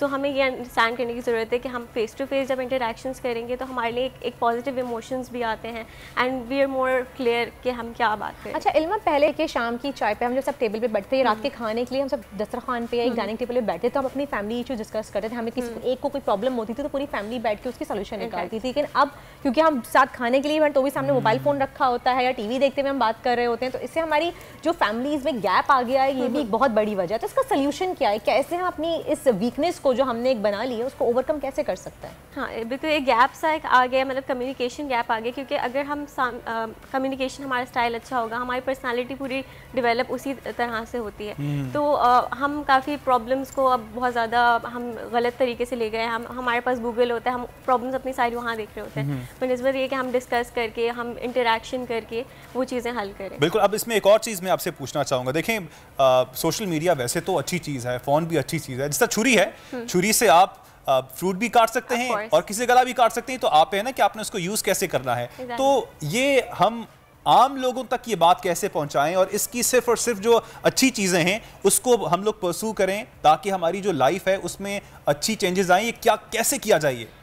हमें अपना एक तरह से हमें जैसे हमें खुद अंडरस्टैंड करने की ज़रूरत है कि फ़ोन टाइम हम बहुत ज़्यादा हम 7 आवर्स पूरा हम लोग दिन के जितने भी घंटे हैं हम लोग फ़ोन में गुजार देते हैं। तो अगर हम इसको लिमिट कर दें अपने हिसाब से, हम एक रिमाइंडर सेट कर लें फ़ोन में कि हमें इतना फ़ोन यूज़ करना है, स्क्रीन टाइम रिड्यूस करना है, तो हमारी लाइफस्टाइल में काफ़ी चेंजेस। ये बहुत अच्छी बात है और ये करना भी चाहिए और कोशिश भी की जाती है, लेकिन अनफॉर्चुनेटली नहीं कर सकते क्योंकि आपका व्हाट्सएप बज रहा होता है, कोई ऑफिशियल मैसेज आ जाता है, एक्सरसाइज करने का बहुत दिल करता है, एक्सरसाइज करने का दिल बहुत करता है लेकिन करते नहीं, कर नहीं पाते क्योंकि आपको भी व्हाट्सएप इंपॉर्टेंट मैसेजेस आए हुए होते हैं, आप उसका रिप्लाई नहीं कर पाते। आपको रिप्लाई भी फॉरवर्ड करना है, वो व्हाट्सएप करने वाला भी टाइम देके तो नहीं ना करता ना कि ये इस वक्त आप यूज कर। वैसे आप समझती हैं क्या है, is it a good thing और अ बैड थिंग?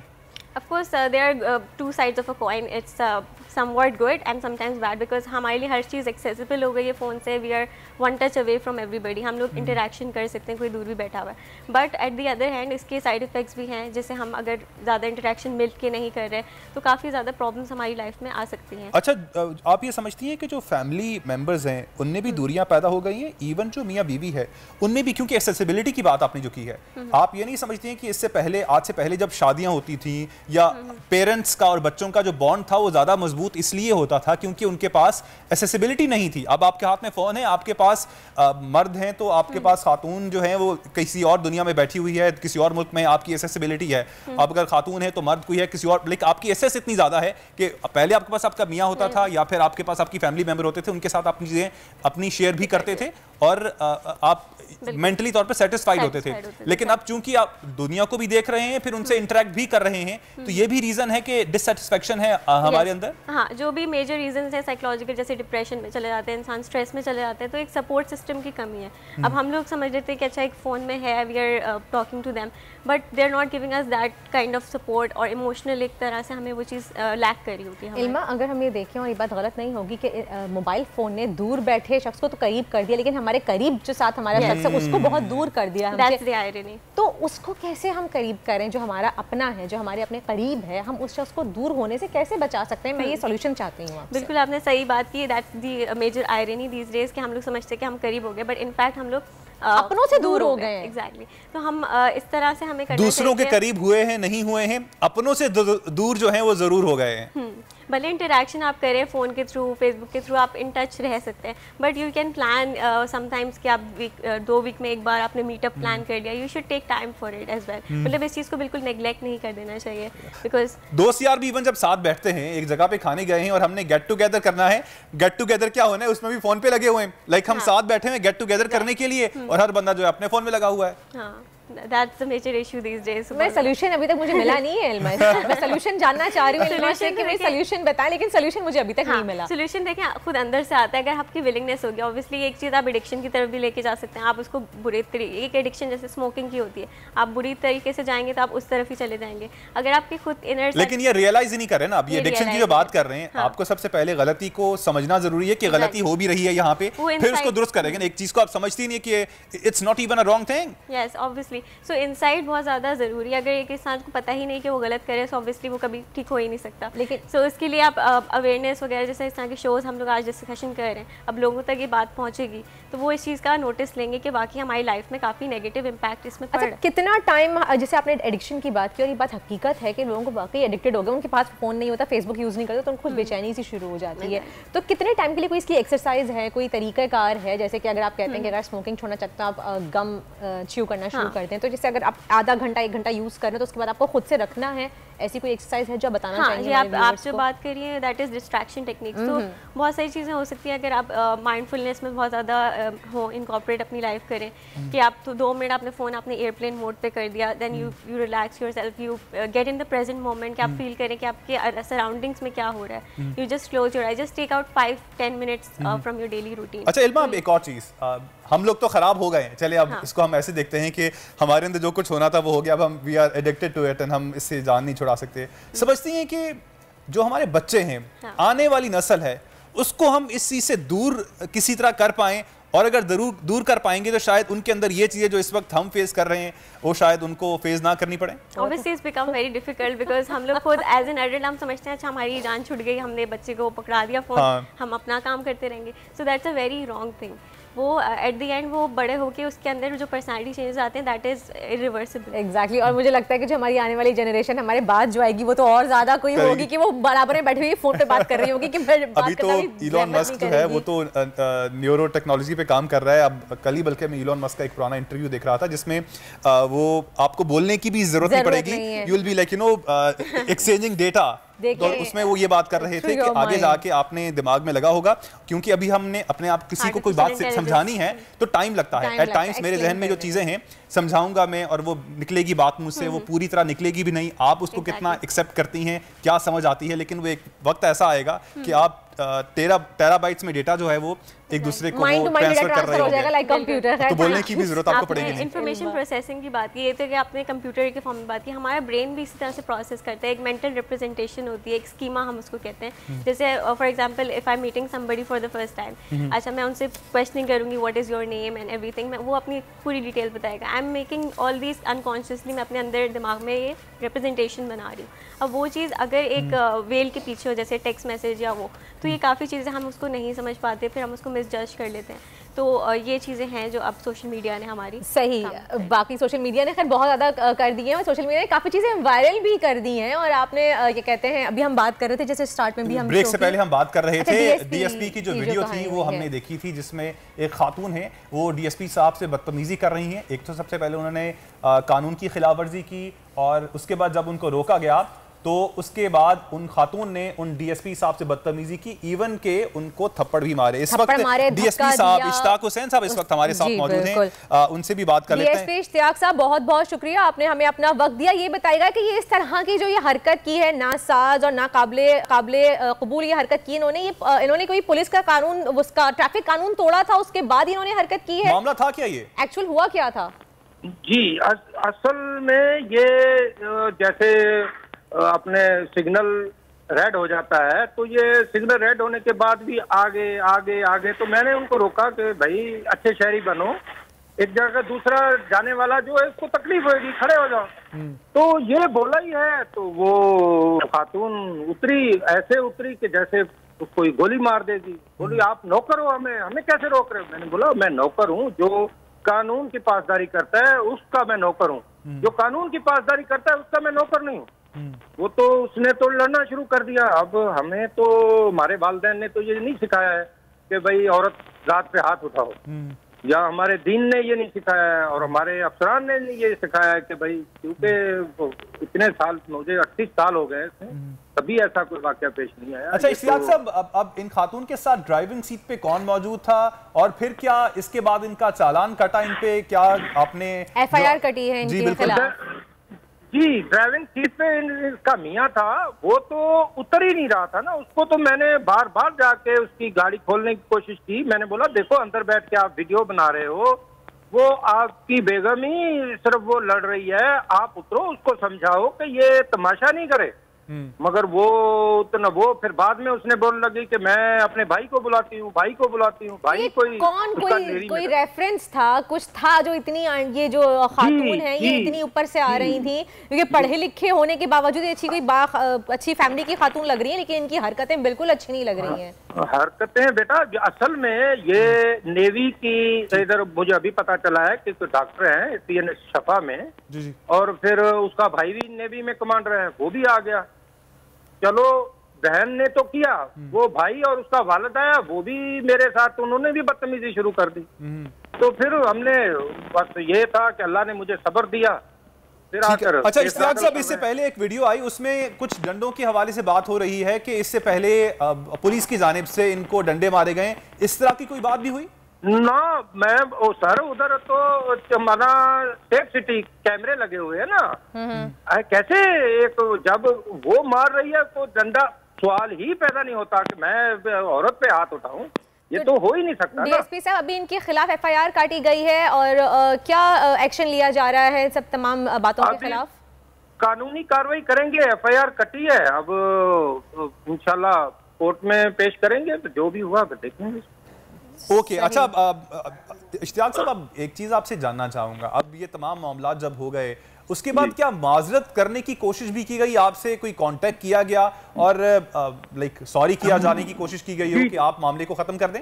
जी जी जी, माजरत के लिए भी आए, तो अब बच्ची है, रोना शुरू कर दिया कि बस मेरे से गलत एक्ट हो गया है, तो मैं सॉरी करती हूँ, रोना शुरू कर दिया। अब हम पहले ही उस छोटे दिल के हैं, तो मैंने बोला चलो ठीक है आप बचिए, तो मेरी तरफ से आपको माफी है। अच्छा। मगर एक पुलिस डिपार्टमेंट है, डिपार्टमेंट ने बोला कि भाई ठीक है आपने अपनी तरफ से माफी दी है, हम डिपार्टमेंट माफ नहीं करेगा।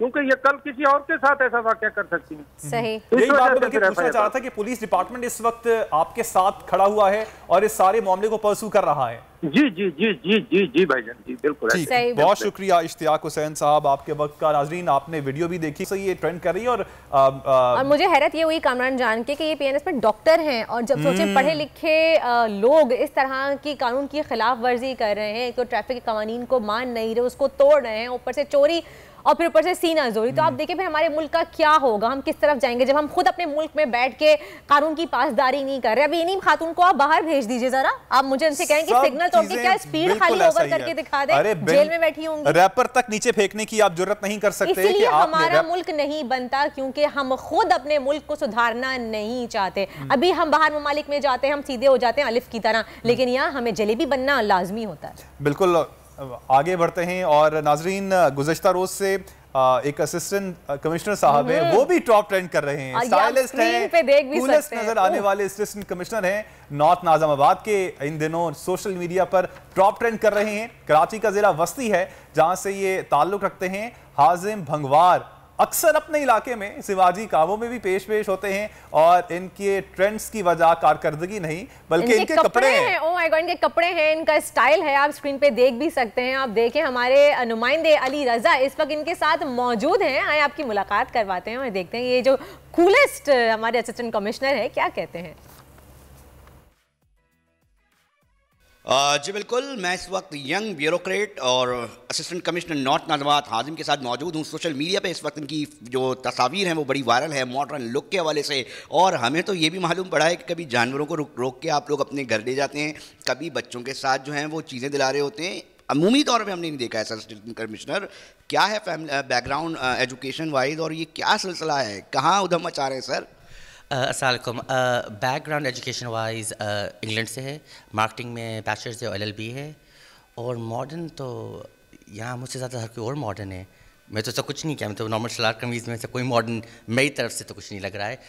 और दूसरी बात, अगर मॉडर्न हूँ भी, कौन नहीं होना चाहता है मॉडर्न, कौन यहाँ एम नहीं कर रहा है कि मॉडर्न होए। एंड हुई बात कुत्तों की या बच्चों की, वो मेरा एक नेचुरल फ़्लो है। मुझे जानवर पसंद हैं, मुझे जानवर पालना पसंद है, तो देख लेता हूँ कुछ हैं पपीज़ तो घर ले जाता हूँ। बच्चे मुझे पसंद हैं, आप देखते हैं रोड पे काफ़ी बच्चे हैं या कोई प्रॉब्लम में या ट्रबल में है, या आप स्कूल में जाते हैं या क्या, तो उनको थोड़ा प्यार दिखाने में या थोड़ा अफेक्शन दिखाने में इसमें कोई बुरी बात बिल्कुल नहीं है। और मुझे लगा हुआ है इन बच्चों से और ओल्ड पीपल से, ओल्ड एज से भी। अच्छा ये भी बताइएगा, एक फ़ंड भी होता है, क्या उससे मदद की जाती है, ये ज़ाती फ़ंड और साथ साथ इंतज़ामी मामला, क्योंकि सेंट्रल में बड़े मसले मसाइल हैं, इंक्रोचमेंट है, उसको कैसा देखते हैं लोग, ये भी जानना चाहते हैं कि मैं पर्सनली ऑपरेशन कैसे देखता हूँ।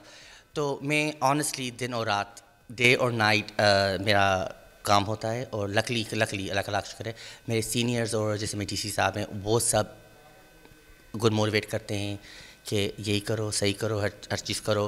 पब्लिक को तंग करने का कोई मकसद नहीं होता है। आप ऑब्वियसली ओवरऑल पब्लिक का सोचते हो, अ बिगर पिक्चर, कि अगर ट्रैफिक थोड़ा बेहतर कंट्रोल हो जाए, स्मूथली हो जाए, ओवरऑल पब्लिक रिलैक्स हो जाए, तो उस तरीके में मैं इंक्रोचमेंट को देखता हूँ। कभी ये नहीं होता किसी को पनिश कर रहा हूँ, किसी को तंग कर रहा हूँ, never. It's always for the bigger picture, for the public, and I want the public to and the traffic to run more smoothly. वो मेरा कंसर्न होता है। उसके अलावा प्राइस चेकिंग्स हैं, वो भी हमें करनी पड़ती हैं। Obviously as an assistant commissioner आप प्राइस को मेंटेन करना चाहते हो, वो भी public, everything is for the public. तो ऑब्वियसली कुछ मेरी ड्यूटी में आती हैं, जैसे ये करना है वो करना है। काफ़ी चीज़ें मेरी ड्यूटी में नहीं आती हैं, वो पर्सनल होती हैं, जैसे जानवरों को घर ले जाना या एक्स्ट्रा विज़िट करना, ओल्ड एज होम विज़िट करना, या आप किन्हीं हॉस्पिटल जाएँ, कुछ आधा घंटा और लोगों के साथ बैठे उनके साथ बात कर लें, वही काफ़ी होता है उनके लिए। ये फंड्स जो है वो सरकारी होते हैं इसमें जो? नहीं, मुझे नहीं पता अगर कोई और किसी के पास क्या सरकारी फ़ंड्स आते हैं, ये मेरी पर्सनल तरफ से जाता है। मुझे कोई पर्टिकुलर सरकारी फ़ंड नहीं मिलता है, ये मेरी अपनी तरफ से जाता है, बिकॉज ये मैं कर रहा हूँ। मैं तो किसी की नहीं कह रहा हूँ कि आप मुझे दें या फिर मैं करूँगा, ये तो मैं नेचुरल एक अंदाज है जो मैं चल रहा हूँ, फील होता है, नीड है, दैट्स इट। जी बिल्कुल, इनका यही कहना है कि हम यहाँ पर बैठे हुए हैं लोगों की खिदमत करने के लिए। ताहम उन्होंने अपना वर्जन भी दिया कि सोशल मीडिया पे मेरी निजी ज़िंदगी है, उसके अंदर मैं मॉडर्न लुक रखता हूँ और सभी मॉडर्न हैं, और साथ साथ इंतज़ामी हवाले से भी बात की कि हमारे नुमाइंदे हमें बता रहे थे, उनके साथ उन्होंने कहा कि ये खिदमत कर रहे हैं, सर अंजाम दे रहे हैं और बहुत अच्छा काम कर रहे हैं, गाना भी गाते हैं, कपड़े भी अच्छे पहनते हैं और वायरल भी हो रहे हैं। कोई पुलिस वाले से होते नहीं है ना जी बैठ के सीट के ऊपर कोई इस तरह से कुछ करे। खैर, thank you so much Ilma Shaikh हमारे साथ मौजूद थी, बहुत बहुत शुक्रिया आपका भी। और इसी के साथ ही एक ब्रेक का वक्त हुआ, ब्रेक की जानिब बढ़ते हैं, मिलते हैं आपसे एक ब्रेक के बाद। Stay with us. आजकल जिंदगी ही सुबह आउट ऑफ कंट्रोल है, दुनिया बोल है, तेरी दुनिया बोल है।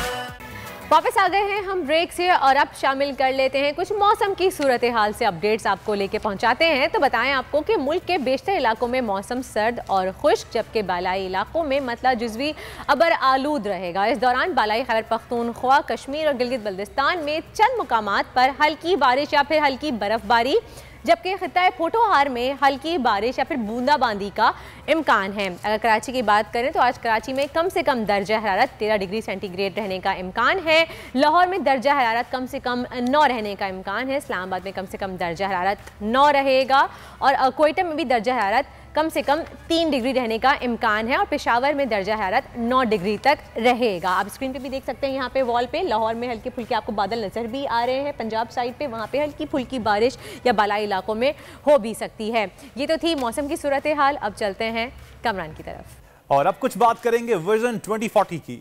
और नाज़रीन, किसी भी कौम को तरक्की की मनाजिल तय करने के लिए तालीम से ज़्यादा तरबियत की ज़रूरत होती है और दुनिया में आज वही कौमें सुरखरू हैं जिनकी किरदार साजी पर काम किया गया है। कमांडर सिटी में विजन 2040 के तहत किरदार साजी को तालीम से ज़्यादा अहमियत दी जा रही है। यही वजह है कि वहाँ तालीमी इदारों के साथ साथ कैडेट कॉलेज भी तामीर किया जा रहा है। इस पर बात करने के लिए इस वक्त हमारे साथ मौजूद हैं कमांडर रिटायर्ड मोहम्मद जाकिर साहब। कमांडर साहब, कमांडर सिटी में अब कैडेट कॉलेज की ज़रूरत सबसे बताइएगा, क्यों महसूस हुई, सबसे पहले ये बताइएगा।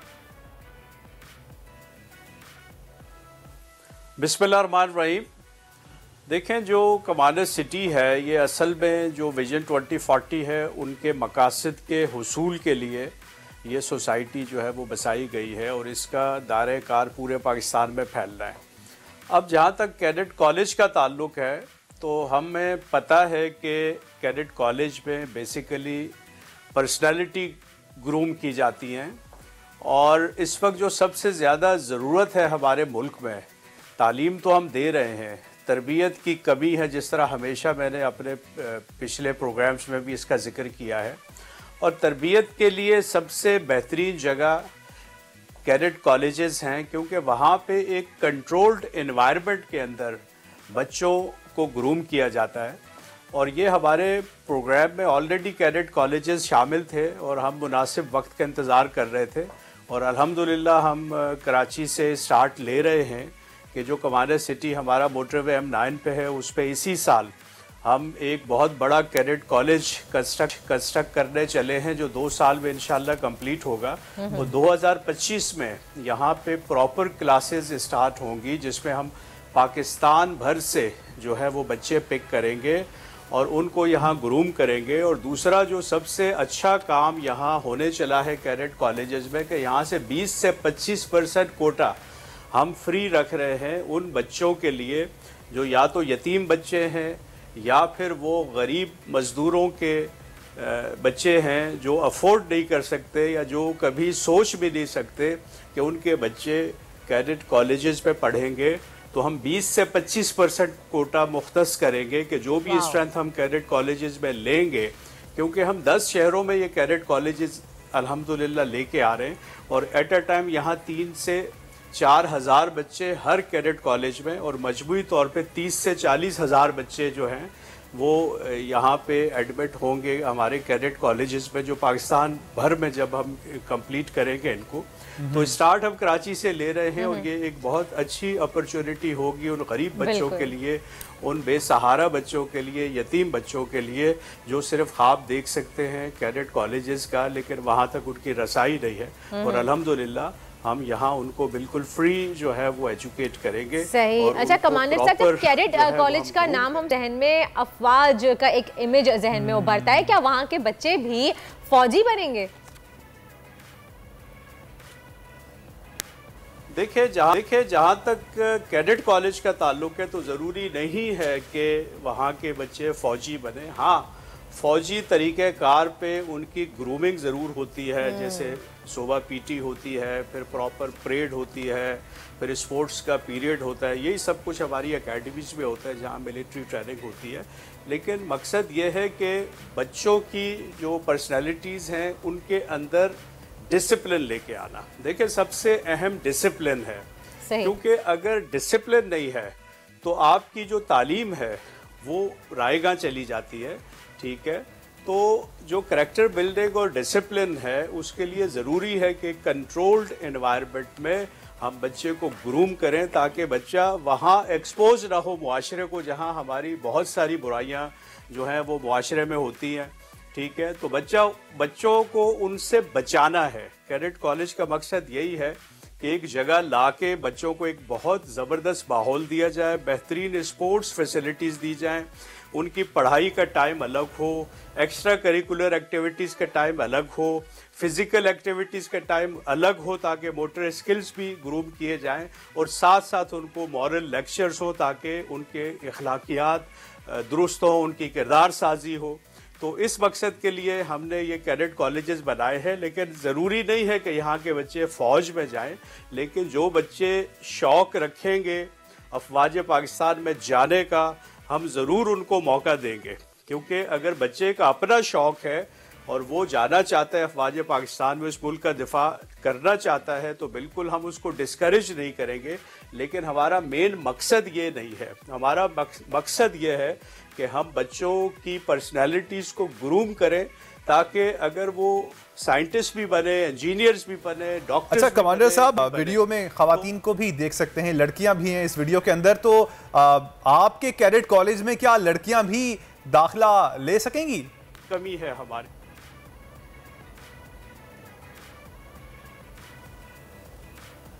बिल्कुल, ये वाहिद कैडेट कॉलेजेस हैं जो हम शुरू कर रहे हैं, जिसमें हम लड़कियों को भी चांस दे रहे हैं। इसके असल में 2 विंग्स होंगे हर जगह, हर शहर में, जहाँ पे एक बॉयज़ विंग होगा और एक गर्ल्स विंग होगा।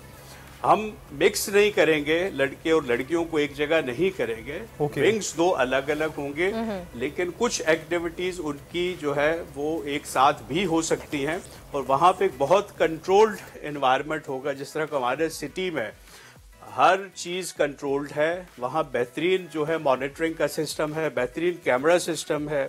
तो वो जो विजिलेंस का एक हमने सेटअप बनाया हुआ है वो रब्त में रखेगा। बेशक लड़कियां भी हों वहाँ पे, लड़के भी हों, लेकिन इंशाअल्लाह जो हमारे सोशल प्रॉब्लम्स आते हैं यूथ में, वो इंशाअल्लाह वो हम नहीं आने देंगे, और हम पूरी कोशिश करेंगे कि एक बेहतरीन माहौल में गर्ल्स और बॉयज़ की अलग अलग तरबियत हो। क्योंकि देखें हमारी आधी से ज्यादा आबादी जो है सही। कमांडर साहब, आपका अभी 40 जो है वो बहुत ही बेहतरीन है, क्योंकि एक तरह से हम सुनते आ रहे हैं हर जुम्मे को। तो ये आपका जो कैडेट कॉलेज है, तो ये आपके विजन 2040 के मकासद के हुसूल में ये क्या किरदार अदा करेगा? देखिए जो विजन 2040 है, इसके जो मकासद है वो यही है कि इस मुल्क को उस मकाम पे ले जाया जाए जो कायदे आज़म का ख्वाब था, जो अल्लामा इकबाल का ख्वाब था, ठीक, और एक सुरखरू इसको किया जाए पूरी दुनिया में। ठीक है, जो 75 सालों में हम बहुत आगे नहीं जा सके, हम एक प्रॉपर कौम नहीं बन सके, तो हमारा जो विजन 2040 का मकसद है कि इस कौम को एक कौम बनाया जाए जिसमें इनका करैक्टर बनाया जाए, बेहतरीन तालीम दी जाए, बेहतरीन तरबियत की जाए, और इसमें कैडेट कॉलेज डेफिनेटली एक बहुत ज़बरदस्त किरदार अदा करेगा।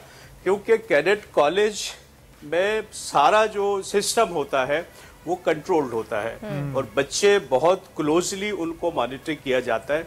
मैं खुद कैडेट कॉलेज में पढ़ा हूँ, ठीक है, मुझे पता है कि एक कैडेट कॉलेज में और एक आम कॉलेज में क्या फ़र्क होता है, ठीक है।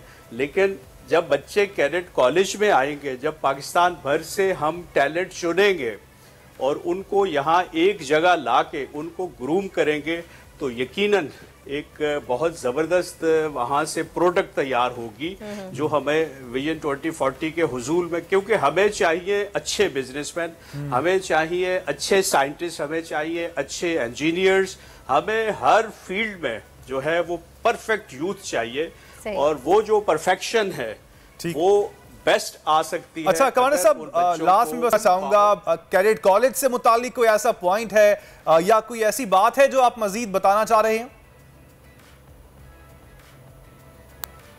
देखिए इसमें जी बिल्कुल, ये जो कैडेट कॉलेज है ये पहली दफ़ा गर्ल्स और बॉयज़ का ये शुरू किया जा रहा है और चूंकि ये विजन 2040 का हिस्सा है और जो हमारा कमांडर सिटी है वो पूरा एक विजन 2040 के तहत वहाँ पे एक सिस्टम प्रॉपर फॉलो किया जा रहा है, तो इसलिए मैं कौम से यही रिक्वेस्ट करूँगा, हर शहर के लोगों से ये रिक्वेस्ट करूँगा कि वो हम पे एतमाद करें।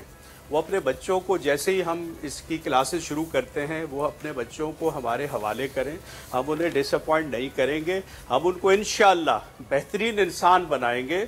और इसमें जो कोटा हम 20 से 25% फ्री रख रहे हैं गरीब लोगों का, ठीक है, मजदूर के बच्चों का या यतीम बच्चों का, तो वो ज़रूर इससे फ़ायदा उठाएं। गरीब लोग जो सिर्फ ख्वाब देखते हैं कि उनके बच्चे भी बहुत अच्छी जो तरबियत गाह है उसमें वो उनकी परवरिश हो, तो वो ख्वाब हम इंशाअल्लाह पूरा करेंगे।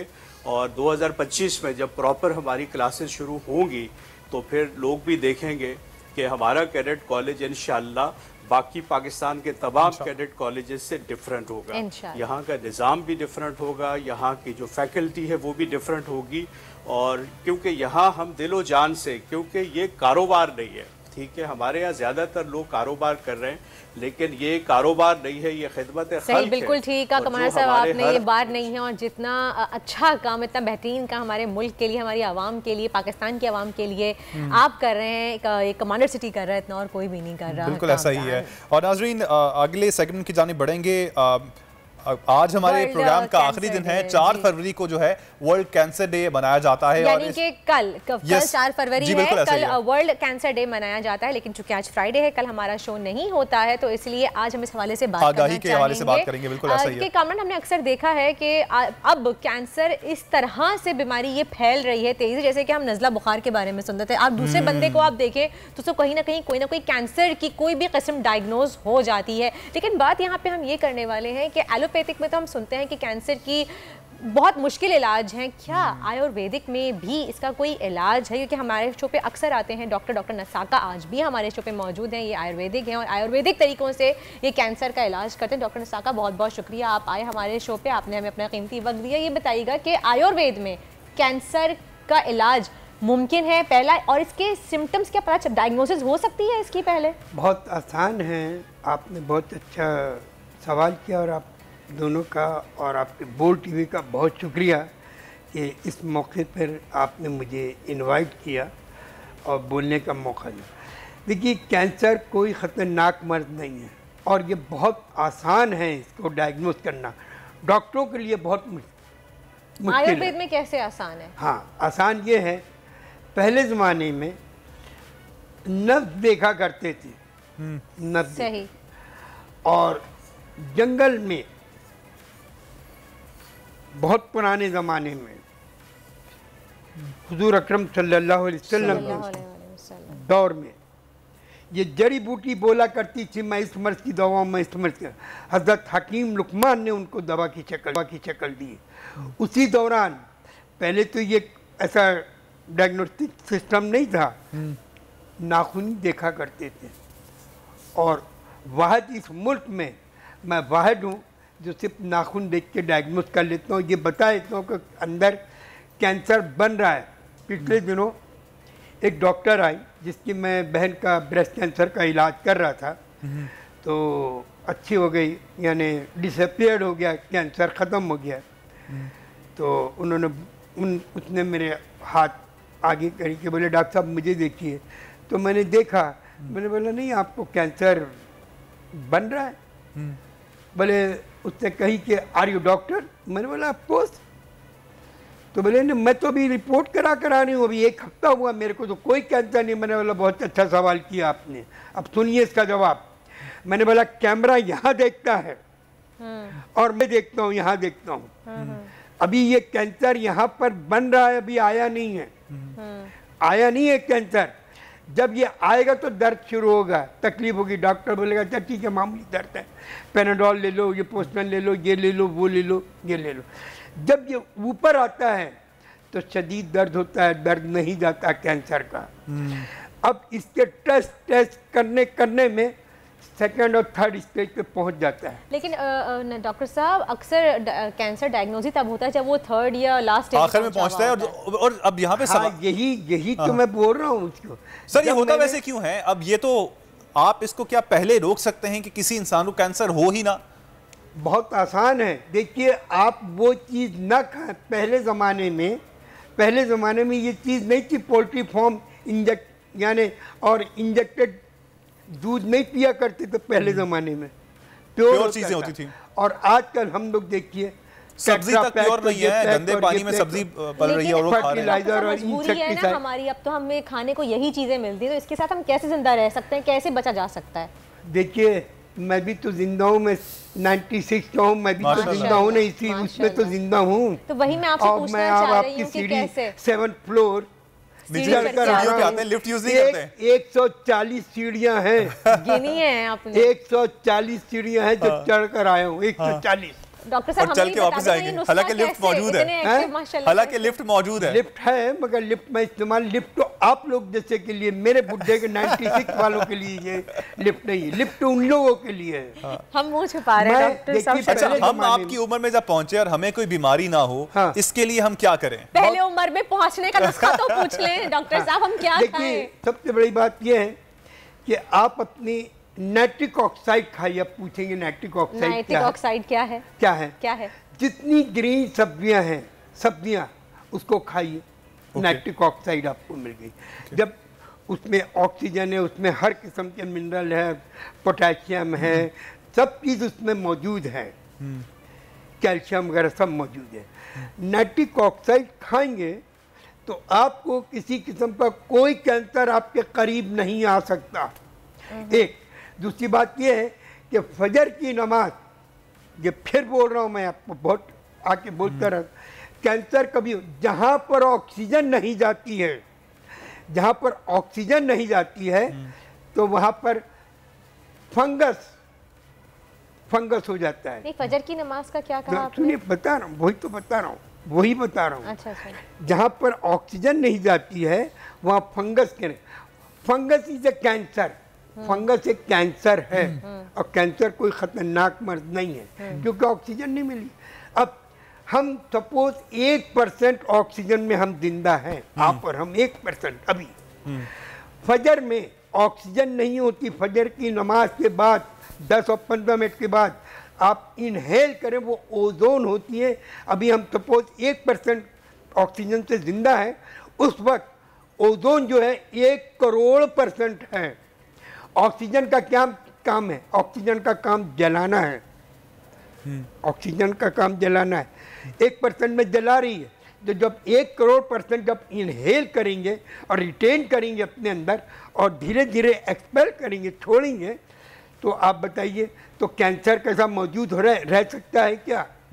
बन ही नहीं सकता कैंसर। हम सर इससे पहले जब बात कर रहे थे, अब क्योंकि मेरे वालिद साहब की जो डेथ है वो भी कैंसर की वजह से, अल्लाह ताला ने गरीक रहमत करे, but my point is that कि अब जिस स्टेज में वो पहुंच चुके थे, बहुत तकलीफ में थे, क्या तकलीफ से बचा जा सकता है? और जो बायोप्सी करवाते हैं उसके बाद चीज़ें मज़ीद ख़राब हो जाती हैं, फिर आप जब कीमो पे आते हैं तो उससे भी ज़्यादा ख़राब हो जाती हैं।